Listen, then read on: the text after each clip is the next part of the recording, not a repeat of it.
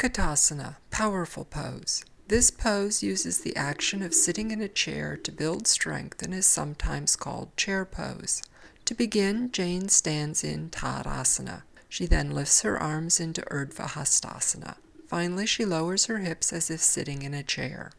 As we look at Jane's pose, we can see her knees have separated, her heels have lifted from the floor, and her knees are in front of her toes. This is hard on her knees. Jane has also tucked her pelvis under as she curled forward and bent her arms. She's even tilted her head to look at the floor. Let's have Jane try again. We'll put a chair behind her as an aid. Jane wants to sit toward the back of her chair, not on the front edge. As she sits, she needs to take her hips back. This puts weight in her heels and keeps her knees back. She wants to keep her feet and knees together.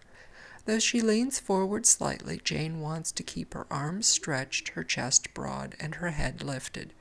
To stand, she imagines the chair pushing her up. We'll have Jane try Utkatasana again without the chair. Utkatasana is usually practiced with the feet together, but Jane has trouble balancing, so she's taken her feet apart. She needs to be very careful that her knees and ankles don't sag in or splay out.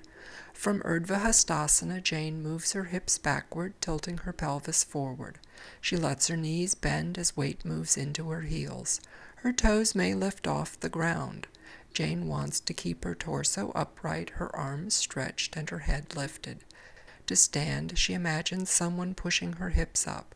To complete the pose, she returns to Tadasana. Let's watch Jane's skeleton in Utkatasana. In her initial pose, we can see how her pelvis tucked under as weight moved onto her toes. Balancing on her toes with her knees wide and in front of her ankles can be hard on her knees. She's shifted to one side, putting more weight on her right foot and tilted her head to the left. Jane has lost the stretch of her arms. We'll have her stand up and try again. This time, as Jane begins to sink, she takes her hips back as if aiming for the seat of the chair. As her hips go back, her knees stay in line with her ankles and more weight goes into her heels. Looking from the front, Jane wants to keep her knees and toes pointed in the same direction. To help keep her arms and torso upright, Jane may want to imagine she's holding onto ropes hanging from the ceiling. To stand, Jane wants to lift her hips as if being pushed from below and return to Tadasana.